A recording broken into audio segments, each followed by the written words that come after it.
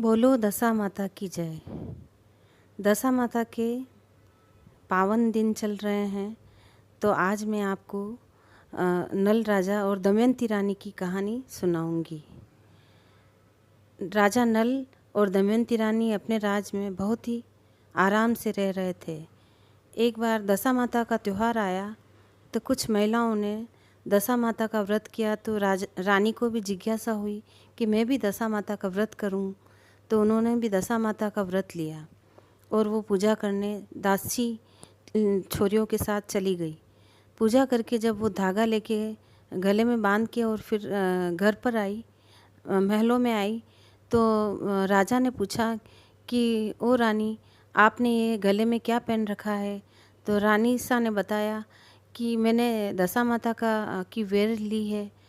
ओहो, ये सोने के हार के साथ आपको शोभा नहीं देता? ऐसा करके राजा ने वो धागा खींचा और जैसे ही महल से बाहर डालने गए तो एक डोकरी के भेष में दशा माता खड़े थे, तो उनके ऊपर जाके वो धागा गिरा।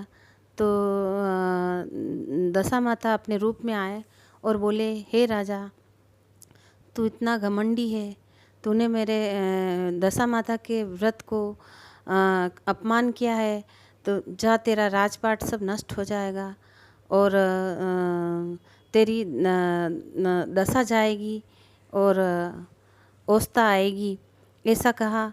और तुझे चने की भावड़ आएगी और तेरी रानी को खल की भावड़ आएगी, ऐसा कह के माता जी अंतर्ध्यान हो गए। जैसे ही सुबह हुई तो राजा उठे तो उन्हें चने की भावड़ आने लगी, चना खाऊं, और रानी बोले मैं खल खाऊं। ऐसा उन्होंने जब देखा, ऐसा तो हमें कभी होता नहीं है, तो वो जान गए कि हो न हो माताजी का श्राप हमें बहुत ज़ोरदार लगा है। तो उन्होंने देश की चोरी परदेश की भीख, वो अपने दोनों शायर नीरपुत्र के साथ और हंसला घोड़ा और दासी छोरियों के साथ महलों से निकल जाते हैं। जब वो जाते हैं तो जंगल में जाते हैं। एक जंगल के नीचे बड़ का पेड़ आता है, उनको बहुत प्यास लगती है, तो वो घोड़ों को वहाँ पर बांधते हैं। जैसे ही वो बांधने लगते हैं तो बड़ का पेड़ फट जाता है और उसमें वो हंसले घोड़े जो होते हैं वो समा जाते हैं, क्योंकि उनकी दशा जारी है और ओस्ता आ रही है, माताजी का श्राप था। तो राजा को प्यास लगी तो वो कुम्हार के वहाँ गए कि कुम्हार भाई, मुझे पानी पिलाओ। तो कुम्हार ने कहा, मैं पिलाता हूँ। जैसे ही राजा की नज़र कुम्हार के अवाड़े पर पड़ी तो अवाड़ा पूरा का पूरा बैठ गया। तो कुम्हार ने कहा, ओहो, ये कौन आया है जो मेरा अवाड़ा बैठ गया है? तो उसने उनको वहाँ से भी कहा, जाओ, मेरा अवाड़ा बैठ गया है। तो ऐसा जैसे ही उन्होंने वहाँ से भी वो चलने लग गए। जाते जाते एक बंजारे की बारात जा रही थी, तो वहाँ पर दोनों उनके शायर पुत्र राजकुमार थे, वो भी बंजारों ने उनको साथ में ले लिया और लेके उनको भी चले गए। राजा ढूंढते गए। राजा ने कहा कि अब तो मेरी ओस्ता आ गई है पूरी, अब कुछ नहीं हो सकता है, मेरा पूरा राजपाट सब छीन गया, मेरे हंसले घोड़े और दासी छोरियाँ वगैरह सब माताजी ने छीन ली हैं और ऐसा मुझे श्राप दिया है। ऐसा कह के वो चुपचाप दोनों पति पत्नी वहाँ से जाते हैं। रास्ते में जब उनको बहुत भूख लगती है, एक बेर का पेड़ होता है, तो वहाँ पर वो बेर तोड़ के और खाने लगते हैं। तो बेर भी कांटों का जाड़ बन जाता है और वो समझ जाते हैं कि अब कहीं पे भी अपनी दशा बहुत ही ख़राब है। ऐसा करके वो फिर आगे जाते हैं। एक दोस्त के वहाँ जाते हैं। दोस्त के वहाँ रात रहने के लिए वो दोस्त से कहते हैं कि दोस्त, आज रात मैं यहाँ पर रहूँगा। तो दोस्त उनकी बहुत खातिरदारी करते हैं।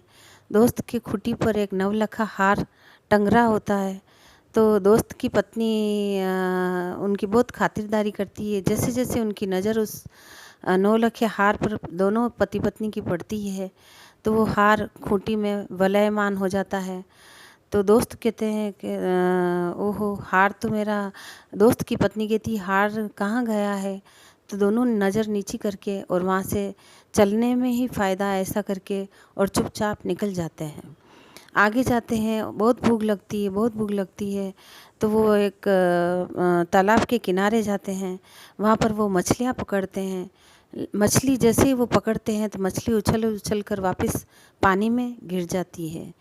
ऐसा उनकी अवस्था आई है और दशा चली गई है। माता जी ने उनको श्राप दिया है। तो वो वहाँ से भी वो जाते हैं दुखी होकर। दो रास्ते जा रहे होते हैं। तो राजा बोलते हैं कि रानी से कि अब अपना यही ठिकाना है, तुम इस रास्ते पे जाओ और मैं उस रास्ते पे जाता हूँ। दोनों बिछड़ जाते हैं। एक का रास्ता जा रहा होता है, एक कोई वेश्या होती है, उनके गहने साफ करने के लिए रानी उधर जाती है। और राजा है जो जंगल से लकड़ियाँ काट कर और 1 टका उनको मिलता है, तो वो मेहनत करते हैं और वो टका इकट्ठा करते हैं। जब थोड़े दिन हुए, फिर दशा माता की कृपा से वो दोनों वापस मिलते हैं तो वो बात करते हैं कि अपनी दशा ओद गई है, इसलिए अपन दशा माता का फिर से व्रत लेंगे। तो रानी फिर से व्रत लेती है। दोनों पूजा पाठ करते हैं। पूजा पाठ करके और दशा माता से प्रार्थना करते हैं कि हमारी दशा वापस सही करो। तो दशा माता उनसे खुश हो जाती है। तो एक नगर सेठ है, उनकी एक कन्या है। वो कन्या का स्वयंवर रचाने के लिए उन्होंने एक हथनी को माला दी है। तो राजा नल भी वहाँ पर देखने जाते हैं तो देखते हैं कि वो जैसे ही जाके बैठते हैं तो वो हथनी घूम फिर कर राजा नल के गले में माला डाल देती है। तो राजा कहते हैं ओहो, मेरे बेटी का ऐसा भाग्य, कैसे भील जैसा कोई है, उससे मेरी बेटी की कैसे शादी करूं। तो उसको मार पीट कर राजा को बाहर भगा देते हैं और बाहर बिठा देते तो भी वो हथनी को श्रृंगार करके फिर वापस भेजते हैं कि अब स्वयंवर में अच्छा वर चुनना। ऐसा तो भी वो हथनी बाहर घूम फिर कर सब तरफ घूमती है और बाहर जैसे नल राजा बैठे होते हैं भील के वेश में, वहाँ जाके उनके गले में वो माला डाल देती है। जब 2 बार ये ऐसा हो जाता है तो फिर राजा कहता है बाई के भाग्य हैं, अब मैं कुछ नहीं कर सकता हूँ। ऐसा करके उनको नीला धुला के लाया जाता है। उनको भी अच्छे कपड़े पहनाए जाते हैं और उनकी शादी उनकी बेटी से करवा देते हैं, नगर सेठ की बेटी से। जब तो राजा नल और दमयंती रानी को पूछा जाता है कि आपके क्या चढ़ता है। तो वो कहते हैं कि हमारे अणविंध्य मोती और सवामन कोदरा और हिंगरू मसरू के थान चढ़ते हैं। जैसे ही नगर सेठ सुनता है तो वो बोलते हैं कि ओहो, ये तो राजा नल और दमयंती के चढ़ते हैं। तो आप तो राजा नल और दमयंती के, हाँ हम ही राजा नल और दमयंती हैं। हमारी दशा ओद गई थी, इसलिए हम मारे मारे फिर रहे हैं। उनको बड़े मान सम्मान से नगर सेठ लेके जाता है और उनको बहुत खातिरदारी होती है और लाव लश्कर और हाथी घोड़ों के साथ उनको विदा किया जाता है। जैसे ही वो थोड़ा आगे जाते हैं तो वो पेड़ से बोर गिरने लगते हैं, उनकी दशा सही हो जाती है। तो और मछली भी उछल उछल कर उनके हाथ में आने लगती है। थोड़ा और आगे जाते हैं तो उनकी बहन का घर होता है, तो बहन भी बहुत उनका मान सम्मान करती है। दोस्त का घर आता है तो दोस्त भी उनको ऊपर बुलाता है मान सम्मान से।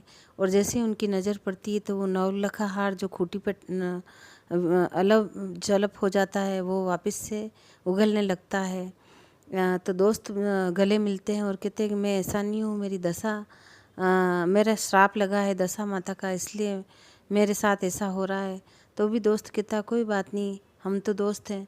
ऐसा करके उनको विदा करते हैं। आगे जाते हैं तो उनके वही बड़ का पेड़ आता है। हंसला घोड़ा बड़ के पेड़ फाड़ के और बाहर निकल जाते हैं। उधर वो दासी छोरी भी आ जाती है और कुमार के वहाँ जाते तो उनका वाड़ा फिर से उठ जाता है और सब बढ़िया हो जाता है। जैसे ही वो बंजारे की बारात वापस सामने नज़र आती है तो वो अपने शायरनीर पुत्र को ढूंढते हैं। तो वो देख के कहते हैं ये तो मेरे बेटे हैं, रानी बोलती है। तो वो जो बंजारिन होती है वो कहती नहीं, ये तो मेरे हैं। तो सब जने मिलकर इसका फैसला करते हैं। दोनों को खड़ा किया जाता है। जिसकी भी दूध की धार अगर इन बच्चों के मुंह में जाएगी, उनके बच्चे होंगे, ऐसा करके उनका न्याय करते हैं। रानी के दूध की धार उनके मुंह में जाती है। इस तरीके से उनके 4 पुत्र मिलते हैं।